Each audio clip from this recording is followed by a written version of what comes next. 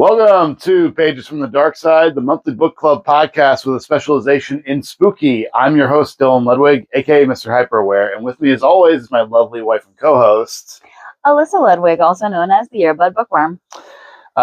This is our Thanksgiving episode. Before we get into all that, I feel like we need to do some housekeeping here because you might notice that things look a little bit different around here. Including me. Yes. We are ending in the second trimester. Yes. And so we're going into the third one. Which is a big reason why we have not been around. Exactly. Our microphone setup is different, but this opened up a lot more opportunities for us to record. Yes.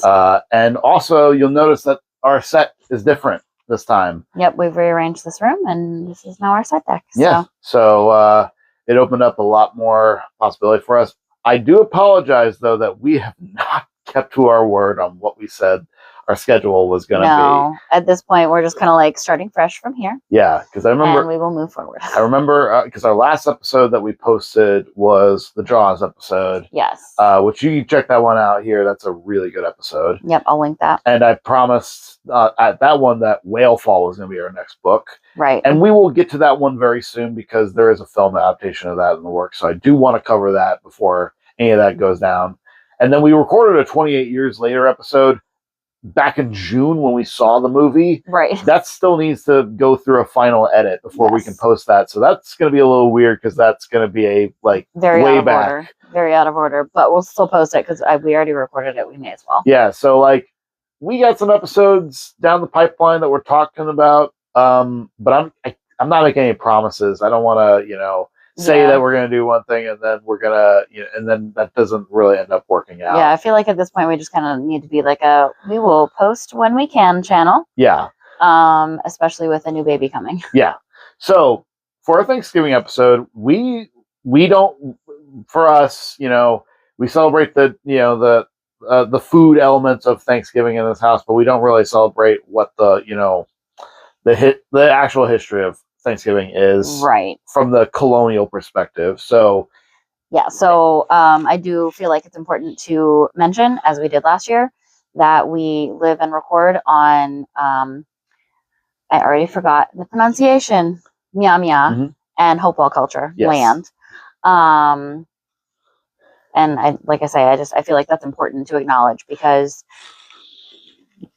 I can't even put into words why that's important and how important it is. That's okay. So when we do Thanksgiving episodes, we like to emphasize Indigenous authors. Yeah, absolutely. And not just Stephen Graham Jones every time. Yeah. Though we do love Stephen Graham Jones, there are other great Indigenous authors out there. Yeah, there's a lot of them out there, and their works don't get recognized. But I made a point and this one's been on my mind to cover for a long time, and that is Moon of the Crusted Snow by Waubgeshig Rice. I'm gonna pull this out because our camera is now farther away from our books. Yes, so that's true. Maybe we should get a little podium. Yeah, to put right here. Yeah, I thought about that, but we'll in due time. But so I read this a year ago, I think, maybe over a year ago, and I recommended it to you right off the bat. You did, and because I was like, "This is gonna be one that I think you would really like." Yeah, and I just finally listened to it literally today, because I do all my books on audiobook. Well, most of them. I'm starting to read more physical books now that I'm not in school. Well, since it's fresh in your mind, do you want to give it the plot rundown of this? Yeah. Obviously, we will hold spoilers until a little bit later. Yeah. But the setup is we're following Evan, and he is part of the Anishinaabe tribe, who are often talked about as Ojibwe. And so he lives with his tribe, but they live in a very modern society. But they're still kind of away from the city. So they've got their own it's set in contemporary times. Yes. And so they've got modern infrastructure there. Right. But they're like away from it's everybody. disconnected from like big metropolitan city Yeah, areas. like they talk a lot about how they just recently got like an actual power plant and stuff like that. This is like in Ontario, Canada or something like that. Yeah. Yeah. I can't remember if it was Ontario specifically, but yeah, it's definitely in Canada. And so it follows him and his partner, Nicole, and everything has started shutting off. Like it starts with the satellite and the internet and the cell phones, and then there's no electricity either. And then a big storm comes in, and so it's about their tribe getting through this, and then some other things are happening in the city that they find out.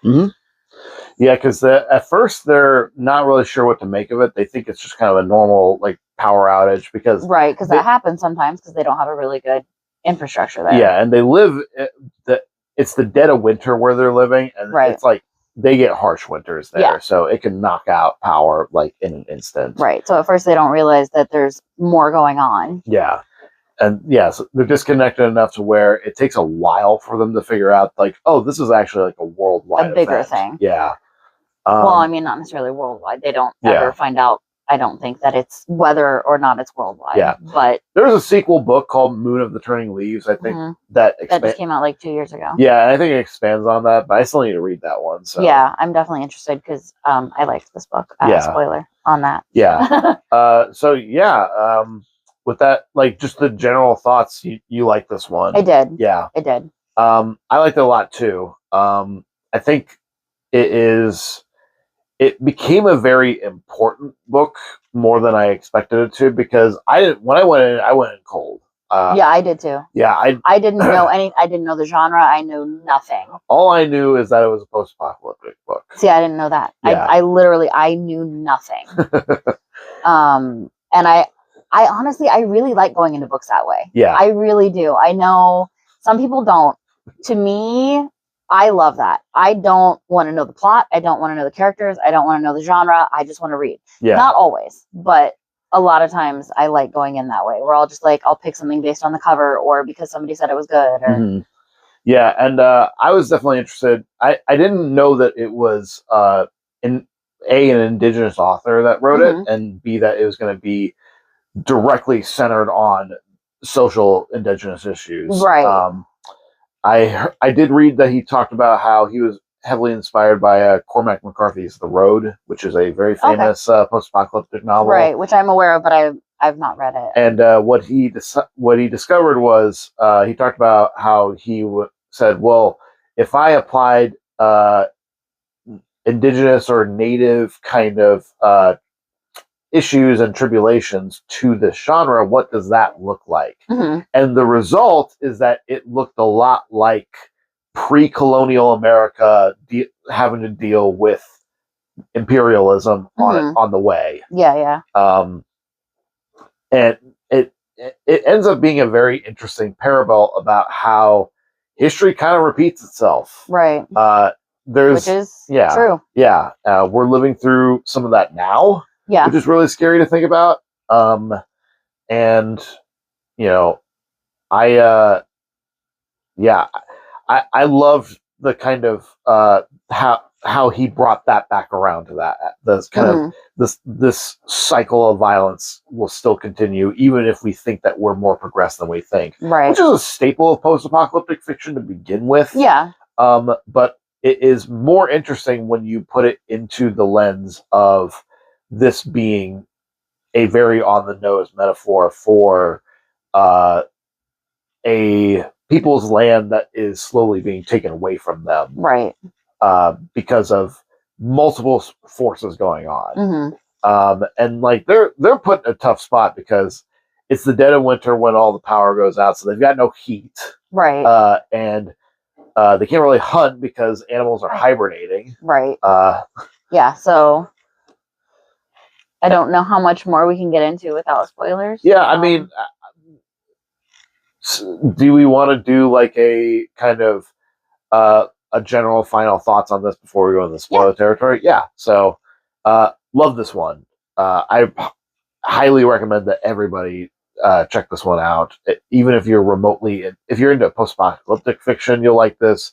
If you're into indigenous authors, you'll like this. Yeah. I also just think that even if none of that stuff is on your radar, give this a chance. It might open your eyes. And it's a pretty quick read too. So that's kind of like a plus if you're kind of unsure about it. Yeah. It's not like you're getting into like a huge epic, novel. Now, be prepared. Rice is a little experimental with his prose at points. There's at some points there's like these weird, like quick, like cuts in time back and forth on other things. It can get a little stream of consciousness like that. A little kind of like James Joycey in that regard, or like Virginia Woolf in that regard. Okay, English major. Well, what are you gonna do? But so you can expect a lot of that, but it's still a pretty, I won't say it's an easy read because it's a depressing fucking book. Right. Yeah, it's definitely dark. Yeah, but it is it's pretty, it's not, I wouldn't call it challenging in a literary sense. It's just more challenging in a thematic one. Yeah, for sure. But still, I think it's well worth looking into. Yeah, I definitely agree. I would suggest this book to pretty much anybody. Yeah. Yeah, I loved this book. It was great. So with that in mind, here's the spoiler talk. So if you've not read this book, go get it. Get it from your library. Go buy it. Yep. Maybe from a local bookseller, mom and pop shop. Yeah. And then come back to this video and we'll talk about it. All right.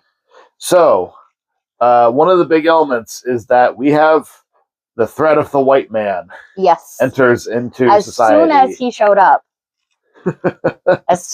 up. I was like, no. This guy, absolutely not. Guy named Scott. No, absolutely not. Yeah. Who, as soon as he shows up, he is already making power plays. Yes. He's already immediately. And it's very much in line with what, European settlers did when they came here, which is to say, look, you guys don't have this figured out, but I can show you the way, but you need to just get in line with my way of thinking. Right. And the thing that is really telling is that it's not that hard for him to take over. Like, even with people going, we don't trust him, you trust him enough to let him make the calls on all these things.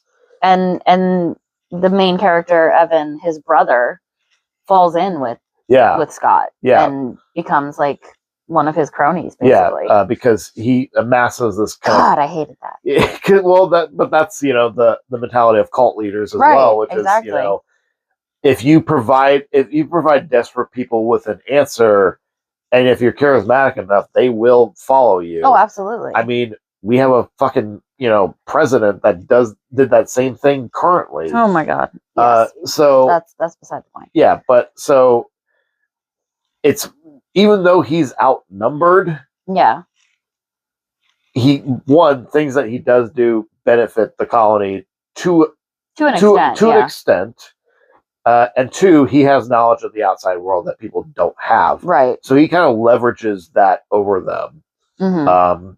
And then things get more desperate because resources start to dwindle. Right. Well, and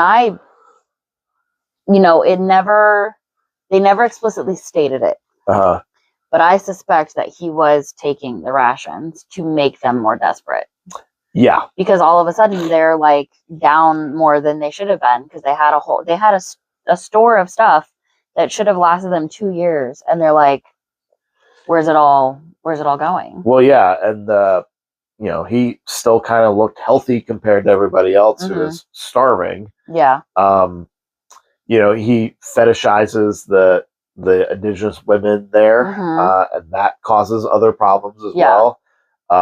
Not too dissimilar to the way that people who are racist tend to also fetishize people of the other race, and they're ashamed of that to some degree. And then the darkest part of the story is when he convinced them, hey, there's an alternative food source that you can look into here. And then, it just happens to be one of the dead bodies that they've been storing to be able to, properly bury in the spring. And so that's where the the colonial metaphor becomes the most potent because Right. that is in line. The afterword of the book mentions that he was inspired by a Wendigo myth in that regard, which is kind of what the Wendigo myth embodies as well, as just kind of this exploitation of the land. And this is kind of the human sense of the man cannibalizing man on that land. Right. And in this case, it is I'm a little frustrated because I have a story that I'm writing that is very similar to this. Right. But I think that it's different enough in setup that I can be fine with it. But yeah, it's very on the nose of like, okay, so one, Scott is the human metaphor of the Wendigo. Right. And he is the embodiment of white exploitation of indigenous land. Yeah. Like in a very literal sense. Very literal. And yeah, I hate him so much. Yeah. And that weren't you just so satisfied that not only did he get killed, but he got killed in just a very unceremonious way? Yes. Yeah. It's like, no, you don't deserve a big send off here. Nope. We didn't talk a lot about the protagonist, Evan. Yeah. Because, I mean, frankly, that's the only criticism I have. He's a little bland. He is a little. He is. And he's a little kind of nebbish in ways. I found his partner to be more compelling. Nicole. When we got stuff that was more kind of like about her, and like especially like at the end when she's packing up the last few things from their house, and so she leaves like the keepsakes for the kids. Yeah. Just in case they ever come back. Yeah. That part, and I don't know if that's just because I'm a woman, but I connected to that more than I did to pretty much anything in Evan's story. Yeah. Well, the problem that I have with Evan is that he's very he's a bit of a doormat protagonist. Where he just kind of like, it reminded me a little bit of like the protagonist in the film version of Stephen King's The Mist, like Thomas Jane's character, where it's like, you're being take charge, but you're also letting a lot of this happen. Right. And I'm not going to say that, like, I'm not going to victim blame, but at the same time, it's like, you could have done something. You have enough people that could back you to prevent a lot of this from happening. But yeah, that's really my only, like, kind of, it's a minor criticism, but it's one of those things where I'm like, yeah, that took me out of it. But yeah, I do agree with you with Nicole. And the part that you're talking about, I did get a little bit misty-eyed with it. Yeah. Because, like, even outside of a mother thing, I'm like, I just connected with it on a parental level. Yeah. Because I'm always concerned about that. I'm always concerned about, the things that, what our legacy is as parents. Yeah. So, yeah. Should we go to ratings? Sure. Or is there anything else you wanted to cover? No, I mean, like I say, it was a lean read. I feel like there's not a ton to talk about. And I feel like we've kind of touched on a lot of the important stuff. Yeah. So yeah, guess final thoughts and then the rating here. Yeah, love this one. I can't wait to read Moon of the Turning Leaves. It's been on my to-read list for a while now, and school has just been kind of like zapping away all of my my energy to read anything for pleasure. But it's your turn for that now. Yeah. But when I'm able to, I will definitely be jumping back into that. Especially because I think it's similar length, maybe a little bit longer to this one. I have no idea. But yeah, despite my criticism of the protagonist just being kind of, a little milquetoast, this is still 5 skulls. All right. Yeah, I think I would give it like a 4.5, but that rounds up to a 5. So yeah. So we'll call it 5. Yeah. All right. Well, there you have it, guys. Thank you guys for checking this episode out. I don't know what the next one is going to be. We'll figure that out. We're just going to kind of like roll with it for now. Because like there is possibly going to be another main episode. We might have a Reels from the Dark Side.